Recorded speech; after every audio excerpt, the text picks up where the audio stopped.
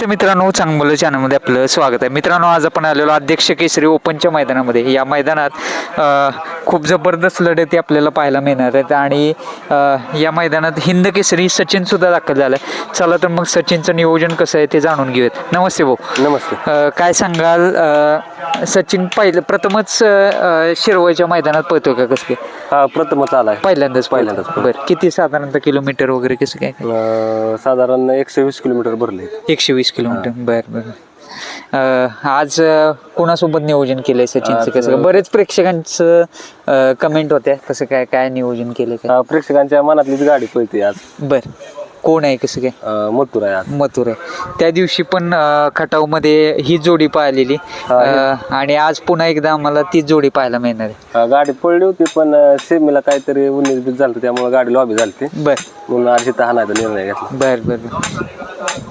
मथुर कायम संपूर्ण टीमचा आवडता बैल आणि सर्वांच्या टीमचं म्हणजे एक म्हणावं लागेल खूप जीव आहे मथुरवर. मथुर सगळ्यांचा जीव आहे. हा, कारण मथुर सगळ्यांचा आवडीचा बैल असल्यामुळे मथुर सोबत पळायला भारी वाटतं. बरं.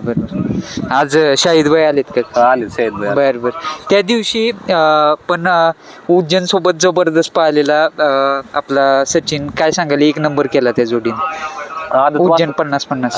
उज्जैन 50 मोठा सोन्याचा मुलगा मोठा. ते काय विषय, बरडच्या फाटीवर त्याचा रेकॉर्डचा आहे. ज्यावेळेस बरडच्या फाटीवर जात त्यावेळेस एकच नंबर केला. बरोबर. आणि त्या आदत वासराला गळ्यात घेऊन एक नंबर पळला पाहिजे त्या दिवशी. किती एक नंबर केले तो बरडच्या पाठीवर? 3 वेळा बरड. मला वाटते पंचम हिंद केसरी सर्जा बरोबर एक नंबर केलाय. सचिन लक्ष एकदा पळला. सचिन, हा, ज्यावेळेस 3 वेळा पळला तर 3 वेळा एक केलाय ते. बरोबर. आता सध्या चालू सीझन मध्ये आता दुखापतीवर मात करून किती गुलाल झाले त्याचे लागोपाठ म्हणजे असे 2-3 मैदान ही झालती, नाहीतर जाईल त्या मैदानात गुलाल. आणि गुलाल म्हणजे असं तसं नाही, डायरेक्ट एक नंबर 2 नंबर अशाच पद्धतीने. बरं. किती दिवसाच्या गॅप नंतर काढताय दादा कसं काय? म्हणजे काय 8 दिवसाचा गॅप. 8 दिवसाचं. बरं. बल्लाड सर भेटलेले मागाशी, काय सांगाल त्यांच्याविषयी? म्हटले आज नियोजन चांगलं आहे म्हटले.